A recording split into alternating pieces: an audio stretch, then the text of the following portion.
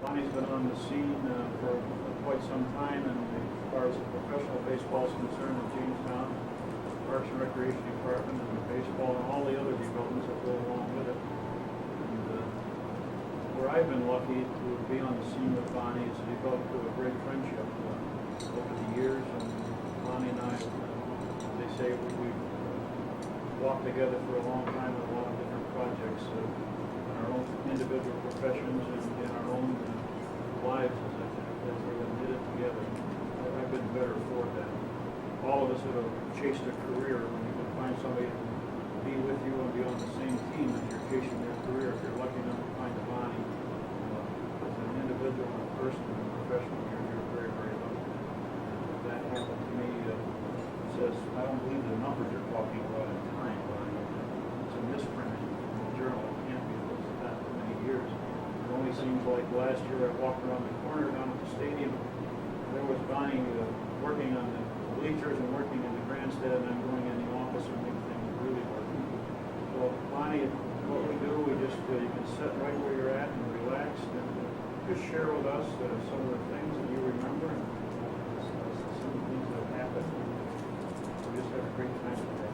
Maybe to trigger that off, Greg, you have a video you want to start with? Yes. Actually, I was there 68 and 69. I was with the Red Sox. I'd stay with the big club until the rookie season kicked in, and of course they'd make all the signees out of high school, college, and I'd go down and manage the club. See, I had 3 players that turned out to be pretty good off that club, and of course I had Ben Ogilvy, Dwight Evans, and Cecil Cooper. This was my first managing job, so I'll always have a lot of memories of Jamestown. Eric Gogan and Russ? Eric Gogan, Russ was there, and the secretary, Bonnie, I can't recall her last name. Nelson, I believe. Bonnie Nelson. Yeah. And of course it was kind of a 3-man show, and they obviously an outstanding job. Well, I just thank them and appreciate all the help. I've never forgotten them. I know I don't stay in contact with them like I should. Bonnie would drop a note every so often, and I was really happy to receive it. And Russ and Bonnie, if you ever have time, drop the note, and I would love to hear from you and find out what's going on, and I just wish them all the best. What's Jackie Moore mean to you? Well, what I remember a lot is that's when Dick Berardino was here too, and those people just loved AJ's Texas hats in the square. And on Monday nights you could get the 3 for $1. And I'd have to go down and like buy 12 hot dogs for Jackie and Dick and Kathy Berardino. And had a great time with Jackie. His wife, I think, was here one of the years, and his daughters would come in and out. True gentleman, just a true gentleman. Great memories with Jackie. How'd you get started in professional baseball? Well, when Russ talked to me about this, I'm thinking, and I have to go back. In 1962, my dad was hired by the city of Jamestown as DPW, and he felt we would have to live in the city. So I left the country and we moved to Stoke Street, which is 3 blocks from the stadium. I was new in Jamestown, didn't have that many friends when long season was going on. So I started going to the ball games. I met one of my best girlfriends, Kathy Paschel, and we just hung out down there. And that would be probably 64, 65.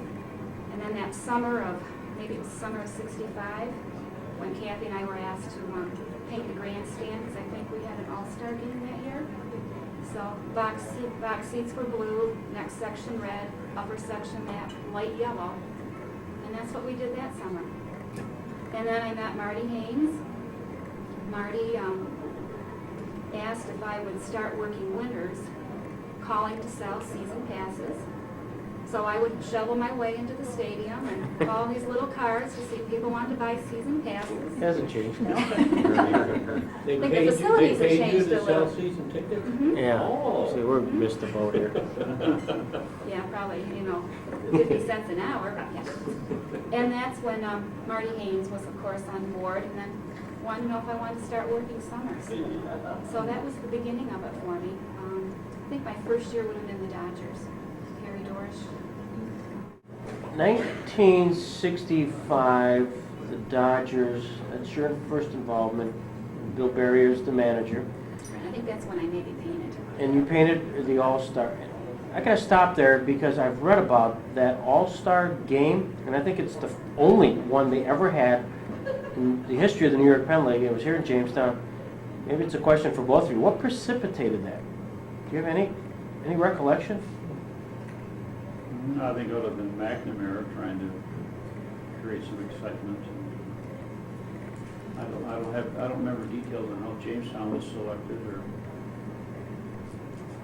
can't answer that. And there's kind of, you go through the history, it's a one-shot deal, and you see it, you never see it again. Didn't New York Penn League All-Stars play Rochester Red Yeah, Wings? that's who they played. Yeah, because I was there. And Jim Gentile was, I think, a big star in Rochester that year. I think it was Mike Epstein.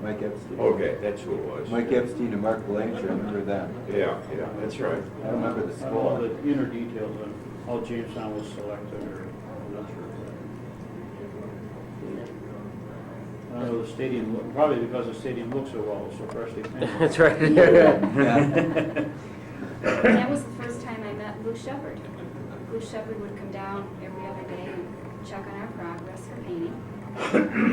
He was the president of Jamestown Telephone Company. And was he the general manager that year? He was a volunteer. He was the president of the Boosters Club, Boosters Group. Yeah. And the Gainies were involved in it, I believe. That's when the group took the ball club over. They were, I think it was about $48,000 in debt. It was the end of the Sicarella, Hillman, Lions scenario. Yeah. Ended up with a lot of local debt and debt throughout the league. Lou Shepard and a few guys, Eric Gubin, and a few all put it together, and they created a sustaining member board of directors. Cost you $200 to go on that board. $100 went to tickets, and the other $100 went to pay the debt off. And that went on for several years until they could pay the debt. Bonnie had to keep track of all those records and all that work. Was it a discouraging time, Bonnie? I mean, being part of that process, which, you know, No? That was a great time for me. I kept doing different things. Working with Marty first. And of course, Marty had his full-time job, I think it was the county probation department. So he was in Mayville all day long. So Marty wouldn't come until 5. But I would work, 9 till 5 and then take a break. And then I was expected to be there for the end of the game. But, different things that I did. One year I was in charge of the home team clubhouse, which you make sure their uniforms were hung, laundered, socks, clean towels. I had to sweep it out every day, clean their spikes. They gave me the $250 a week or whatever it was that they would give whoever the boy was that usually did it. But I did that one summer. Jack, there you go. That was your job. Sure. People thought all I did was take care of the bats. Man, I had to keep that clubhouse clean, socks. Of course, Then the toughest job was trying to collect money from guys like Pollock for washing their socks. I think he was paid. I'm sure some of them still owe me money. Being a female, I wasn't allowed to do certain things, so I did luck out that way. But then Shine the another, shoes. I was there day and night. I used to meet myself going back and forth. Greg Malevy would pick me up in the afternoon the day of the game day because Bisgeier was too cheap to rent towels, and he found a sap like me. I would wash the towels. I about wore my mother's washing machine out that summer washing towels, and he'd pick me up, and I'd end up bundle of towels, pump the whole way. Everybody envied you. They thought it was a big deal. I thought that. Then I'd get a quarter for dragging the infield, and I used to have to pull that damn thing. Now they got that nice. Gus Munson gave me a quarter. That was a big deal. That was nothing. I couldn't pull that thing now. I'd have to take a nitro first. well, luckily I had Jack at Anderson Cleaners. So that's where all of our towels came from, and they did all of the cleaning. But then one other summer, while working in the office, that's when instead of traveling by bus, we traveled by station wagons. I think we had maybe 4. And whenever they went on a road trip, those station wagons had to be washed and vacuumed. So I drive it down to Washington Street, go through the car wash, vacuum it out, go back to the stadium, and take all 4 of them down every time a road trip came. So that was part of that one summer. Talking about meal money with Jackie, I'm thinking if it was out and back, they got $1.50. Oh, really? And if they stayed over, I think they got 3. And I would have to go to the bank and get the little pay envelopes, and I had to ration it out, so many quarters and so many ones. Can't even imagine what they're getting now. $20 a day. Jackie only got about 8 or 10. And, had to make all the motel reservations for the teams, and, you could call a place and, they remembered which teams came there and how much damage was done to a room. So, not always could you get in to the motel you wanted to get in, but, Payroll check. payroll, when it was the Red Sox, I had to do the payroll, do all deductions by hand, mail it to Boston. They verified it, like sent us back a check for, say, $30,000, deposit it, then handwrite every check. And, sometimes they were 3, 4, 5 days late. And, ball players coming to the office every day wanting their money. Can they get a pay advance? And that's normally when, I think most guys are getting $500 a month. Mm-hmm. Sometimes a couple would be getting 6 1/4. And then I had to do all the taxes, filing all the FICA, end of the year taxes, and hoping it balanced. I've never, to this day, had any accounting courses. So that was just, bless you for, Let the job done. Who actually owned the ball club? Actually owned the ball club, I guess, Marty and Eric Guggen and I, and then Dr. Foley come on. We had the responsibilities. I don't know that anybody had anything in their hands that they owned it. Now, in those days, how many people would you have to draw a year just to break even?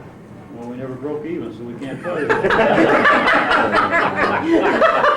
I know back in the late 40s, for example, when John had the team, if he drew 30,000, he said that was a break-even We'd point. have been millionaires if we had drew 30,000. We used to have games. He talked about the 25 balls, the extra ball. We used to time in the grandstand had more Red Sox out of uniform than we had fans. So we'd have Wow. 50, 75 people come to the ballpark at some of those cold, miserable nights. If we could have drew 20,000, we'd have been in good shape, better shape than we were. We had a lot of nights we had less than 200 people. And of course, we did the inserts in the programs every night, which was the old mimeograph machine where you would type on a stencil and then have to crank the machine out. And as Jackie talked about having the 45 players and only 25, of course, that had to change every night. And of course, the visiting teams always were supposed to send you in advance, their roster. And, maybe 75% of the time they did. Of course, half of those were scratches. So, then, the lucky number, just like you still do. Of course, we only had one lucky number back then. But that was all in the daily operation that I would do every day. Then we had the concession that was there, and I was talking to Doug Hoisington this morning, and Doug's dad operated that in the early 70s. We're thinking maybe 72, 73. So that would have been the first time I would have met Doug Hoisington. We were both selling concessions. Doug said he made the French fries.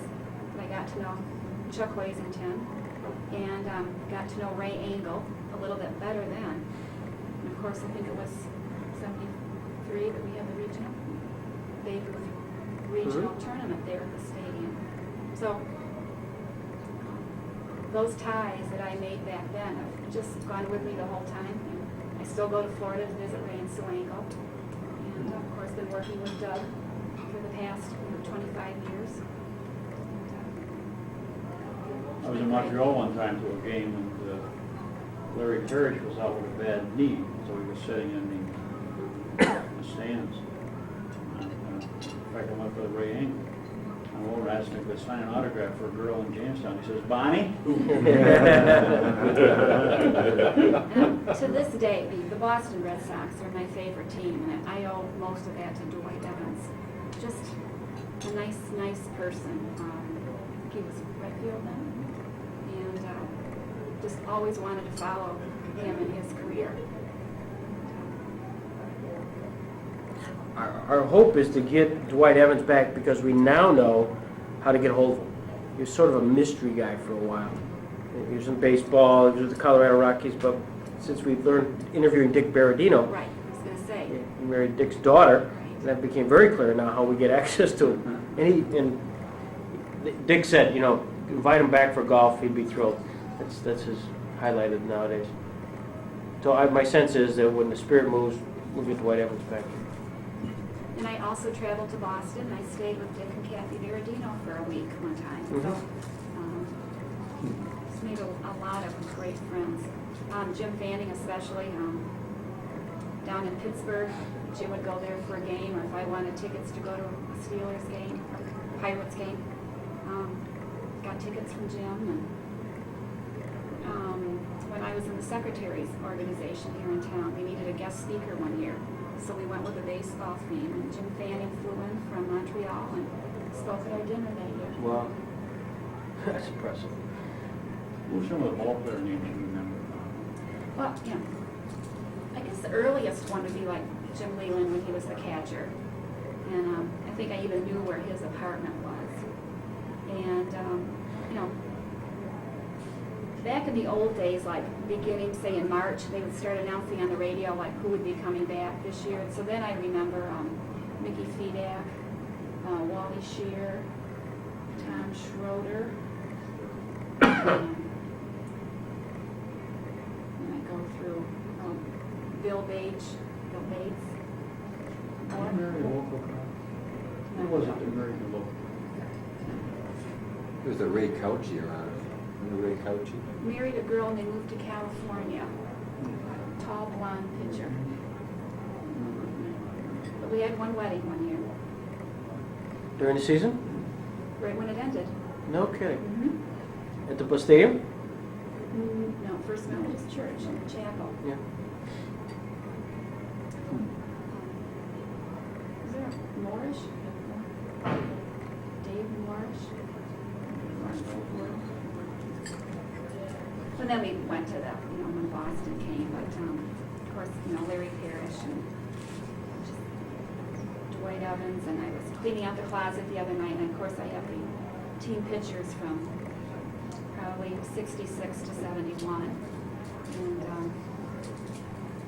trying to recognize the different names. Are they identified? I don't think so. Then I had some of the programs where I could, you know, I could put them together. But I think one had Jackie Moore in it. Bill Barrier and Harry Dorish. We were the Falcons then.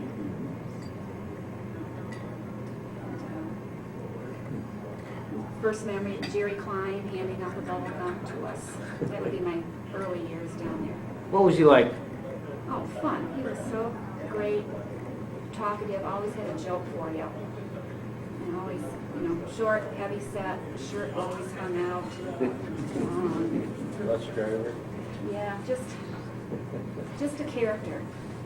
And I have to give my parents, you know, all the thanks. You know, they allowed me to walk down there every night. I mean, I walked home too by myself. And, you know, I'm talking 13, 14, 15-year-olds. Yeah. Of course, then got some girlfriends, and then you really wanted to hang out at the ballpark to see all the players. So, Kent Wolfenbarger from Rutledge, Tennessee. Remember his family came up here, and my mom fixed dinner for them.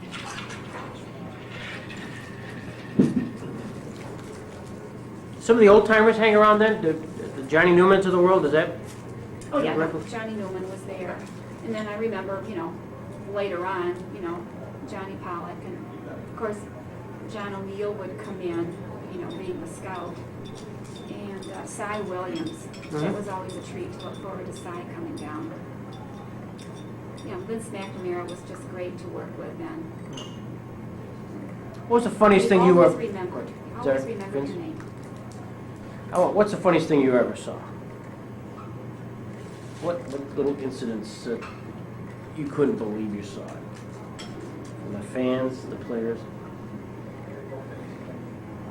Oh, and this isn't funny, but the one year when the moth got in the ball player's ear.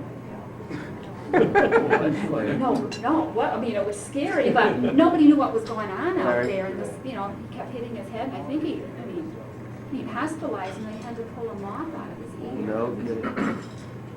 The scary time was when the fans got on the umpires and were ready to, club the umpires with bats. So we had to call in the police and escort them from the field, and it was the same time that we had the, I guess you could say, the riot in Allen Park, a musical concert there. It was a scary time that year. And I always remember Max Patkin coming every year. Mhm. What was he like as a Well, person? he would come in earlier in the day, and of course he's just dressed normal. And we'd have great conversations, and you wouldn't know it would be the same person. That mouth of his was just unbelievable. But he'd tell his experiences or what he was going to do that night in the field. And, Were there any other exhibitions that you brought in? You remember? Jackie Price wasn't around then, was he? No, he was before that. Eddie Feiner, King in his yeah. Court? Oh yeah, no, we came in a few times. Yeah. Was it? Then he had a junior. Is there Eddie Feiner Jr.? We used to have fun. The Red Sox used to send in their minor league people, Ed Kenny and Neil Mahoney. No, that was the other one. Wagner? Charlie Wagner. Oh, what a Broadway gentleman he was. Yeah. Mazzone. Frank Nelson used to come in do the training. Sam Wheeling, Of course, then Pat Mullen. Oh yeah. Then I got to meet, of course, Pat Doherty, Mm-hmm. Bob Gebhardt. Now, when that Expo era really was, when it began, they just had a player development contract with the same group, right? So that's how you would have worked with them in the early 70s? Right. Then when the Expos bought the franchise, so to speak, Russ gave it to them, were you involved then? No.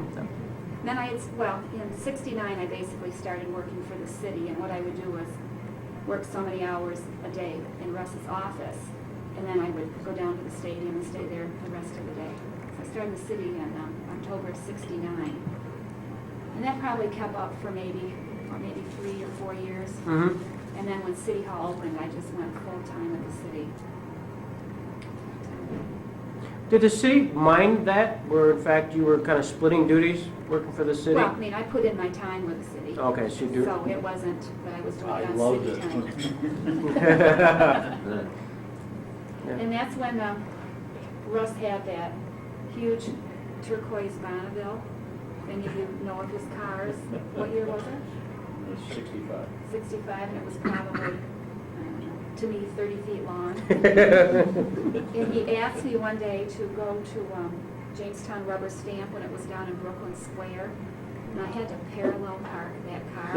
Oh, my goodness. Oh, it's one of those things that I just can't get out of my mind now. Russ is renovating one currently, so that's another one of my dreams, is to drive that car again and see if I can parallel park it again. You still got it, Russ? I got one just like it. Just redoing one. Were the Braves here before or after the Red Sox? Before. Before, so you didn't work with the Braves when the... Yeah, that was Harry Dorish and Bill Bates. Okay. It came after the Only adoption. 1 year ago. Jim Fanning put that in. And Harry Dorish always appeared to be so gruff, but he was just another nice gentleman, which all baseball people are. They're just gentlemen. Well, he's still alive down in Philadelphia area. Still Is he around. really? Now, how'd you get into Babe Ruth? I mean, Well, Russ. as I said, I was then working for Parks and Recreation in '69, part-time, and then Ray Engel was president of the Babe Ruth League, and I believe Russ was on the board of directors. And so I would then start typing up their minutes. And then at the ballpark, that's when Chuck Hoisington took over concessions, best friends with Ray. You know, they needed someone to work there, so I, you know, helped with the concessions. And I would always have to take papers to Rangel's office, and he was the FBI agent then. And if he wasn't there, I had to leave them with Sue Hamilton at that time, who was Congressman Hastings' secretary. So I got to meet Sue. And then they decided to have the regional. That would have been Russ, Chuck, and Riengo. And we had two of those, I believe, 73 and 74. And Sue and I became friends. And then shortly after that, Ray and Sue got married. And so that friendship continued to draw there. And then Russ got that cockamamie idea that we had to host a real big Ruth World Series. And Russ went to... When he mentioned that to you, what did you think? Do you think he was nuts? Well, none of us had any idea what a Babe Ruth World Series was. Yeah. And then he went to Ohio to see one and came back and convinced everybody that we needed to do it. And then asked if I would be in charge of the Princess Committee, which I had no idea what that was about at all. And nobody could really tell me anything. And so I ended up writing the guidelines to the Princess program for the Babe Ruth World Series. And probably do it again next year for my 10th time. But you know, it's all thanks to Russ, and it is thanks. I don't know where I would be if it hadn't been for Russ and his friendship, and Eric Hogan, and all the friends I made back then. I was very fortunate. She goes lightly over that Princess program, but the very first year we had 30. We had 30 girls involved, because there were so many for each team. And part of the guidelines was that they had to have uniforms, had to be dressed, and part of that was a formal, when they first went on the field for the ceremonies and at their tea and stuff, had to be formal dress. So Bonnie went out and got all of the material, patterns, and handmade gowns for all 30 girls. We didn't go buy them off a shelf someplace. Bonnie made every single one for those girls. What a task that was. That wasn't not stupid enough, but crazy enough. I did it again the next year. I did it again in '81, and then I changed. Then everything after that became store-bought. And needless to say, I was not married at that time. Yeah. How did you meet Larry? Spring visit. I think it was like April 1984. And it's true what Ron Tellison says. He brought him here to meet me. And, you know, Larry came up to the office. We were in City Hall, then the second floor. And when he left to go back to the airport the first time, you know, he comes back and, you know, gave me that smile and that wink. And then he came, I had to send him minutes for all of our meetings. And I just write a little note in there, you know, looking forward to seeing you, blah, blah, blah. And then came time for the World Series. And I don't know, maybe the first no, because he was tournament director, he took me out for dinner one night with like Ron Scheid, a board member, Harry Smith. Maybe there's like 8 of us. And did that, then maybe the first or second night of the World Series, it just poured. And Larry came over and asked if he could take me to dinner. And of course, I'd already eaten McDonald's, but I said, sure. And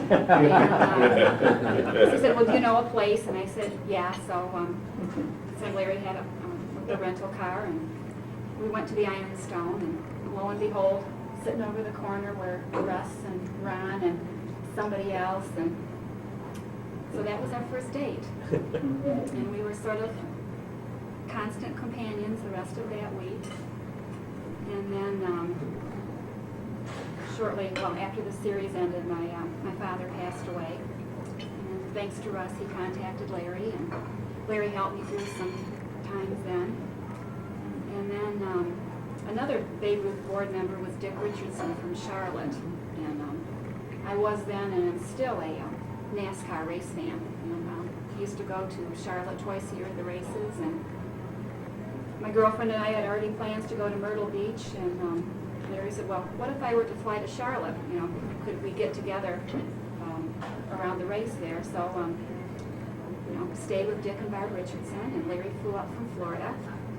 And that was sort of when we decided that we were sort of meant for each other, and Larry decided to move up in March, and we were married in May of '85. Wow. It was just, we just clicked. Yeah. One of the conditions he had to move here. He had to move here, and he had to quit smoking. Oh, you were top. And Larry quit at one point. I mean, he just quit like that. And then from that point on, he absolutely hated cigarette smoke and just could not be around people that smoked. So, you know. Did he adjust to this area? I mean, it's like a dumb question, but did he? Larry just loved it here. Did he? I mean, everybody that Larry met became his friend. I mean, No question. and he'd remember names. My family took to him like, he's just, you know, Uncle Larry had always been there, that's all. Yeah. You know, we took my nieces on family trips, and, you know, I loved to shop. We'd go to the mall, and Larry'd have his little handheld golf game, and he's sitting on a bench, and I'd come back, and there'd be two guys sitting next to him. You know, we golfed together in this course down in such and such in Meadville, and they're talking about holes on this golf course, and wherever he went, he would meet somebody and eventually find a way that they might have crossed paths. And, no, truly loved it here.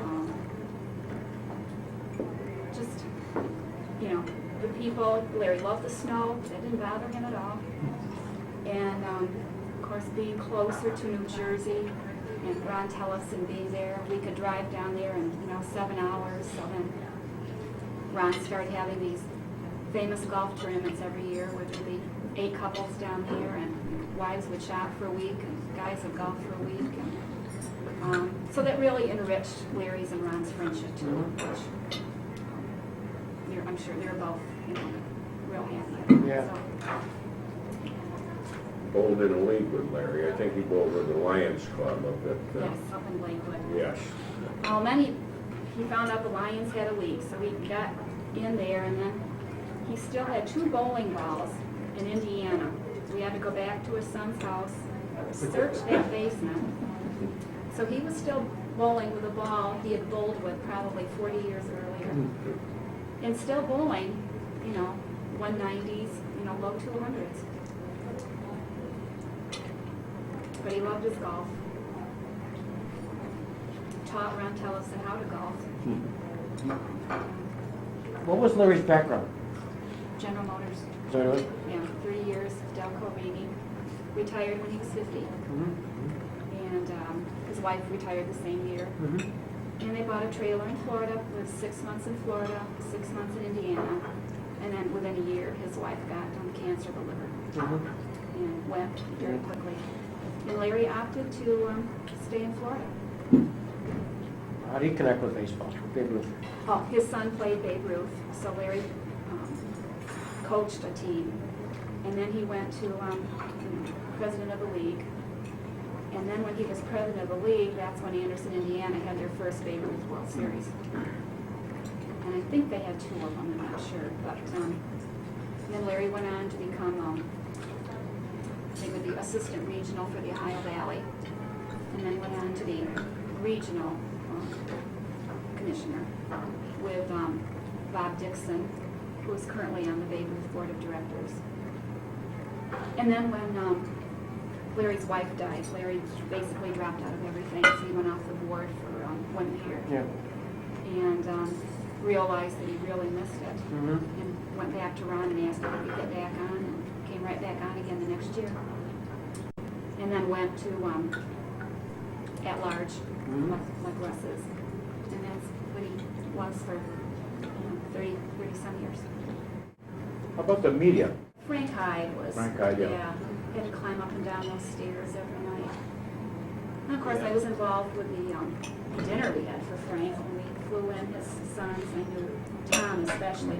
Tom came in from Australia. That was a complete surprise, wasn't it? I think so. It was in the bottom of the hotel, Embers Restaurant. Pete said he did, we interviewed, or he came in, did a hot stove, and it was interesting to me. I thought he'd done a lot more professional baseball. And the reality is he did very few games just because JTN didn't do many. The opening night or maybe one during a season.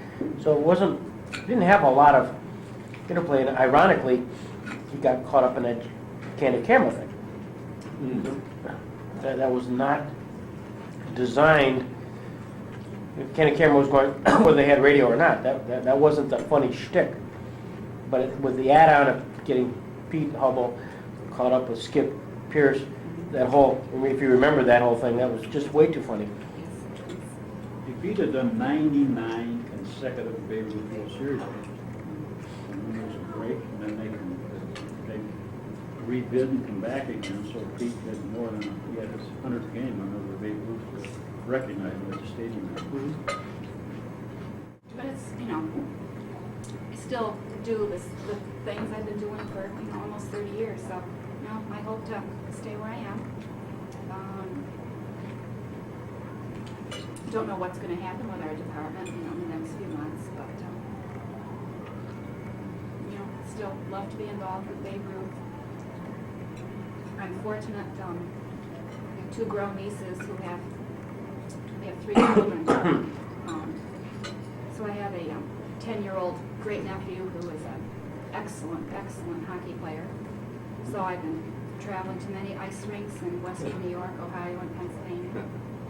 And who is also a great baseball player. So his 2 sports are going to be hockey and baseball. Right. And I've got a 6-year-old great niece who was taking lessons at the ice rink. Good little skater, good little gymnastics girl. And I got a 3-year-old great nephew coming along who could probably step in right now and play hockey. So, very fortunate with my family now. So, my job and my family and my friends, I just want to keep doing what I'm doing. And you've done it well. You played a major role in the high period of the softball program.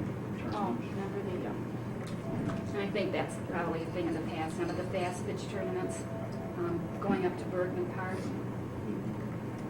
I didn't have a car then. I'd get out of work, hit 5, and my mom and dad would pick me up and up to Bergman Park because we had to watch the Stravatos drill team play. And that's when Danielson was just packed. Had to get there early to get a seat in the bleachers. But we still have 5 softball leagues, so we're still doing good. But that was big. We still Oh, have yeah. 4 tournaments. That was back in my heyday. We're talking 40 teams and whatever coming in. And how guys like Adam Zach, they pitch seemingly forever. They pitched 8, 9 games. Stravatos team and, You wonder how their arm just ended up the next day to get that. Zach pitch. Yeah. But that was Let's big. sit down. No, that was, Could you get out? Good You had more race up people there. for those games than they did down in the stadium. Probably oh, definitely. What was the demise of fast pitch? The pitching. No pitchers. No pitchers? No pitchers. That's why, modified took over. Modified's really just popular in our area. Slow pitch is really pretty much the predominant softball. There was a guy that needs to be in the Chautauqua Sports Hall of Fame. I know there's been attempts and he's been somewhat reticent to get involved, but as far as a dominant sports figure in a particular category, nobody more dominant than Adam Zach. And it was Jim, Adam Zach, and wasn't his brother Steve?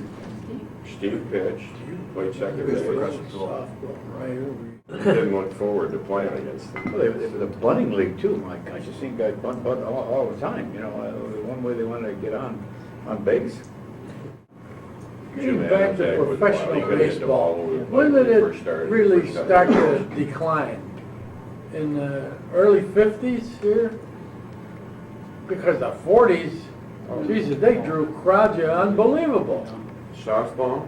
No, baseball. Oh, baseball. In that middle 50s. I Middle think it 50s, started I'd to say that slide. too, yeah. Who brought it back?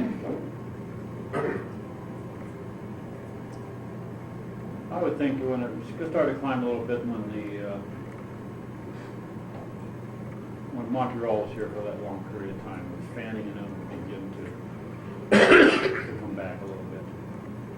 And the best thing happened to it here was the short season. That long season where they tried to play in the end of April and to play beyond Labor Day. Best thing happened when we went to a short season. And now Norman, these people have picked up and take it to a completely different level. The numbers they're getting now are far in excess. Far in excess of even what the early Expos did. You look at now, you look at the attendance, you know, it was 20, 30,000, and those were big numbers at the time. Now, you know, it's in the 60 range for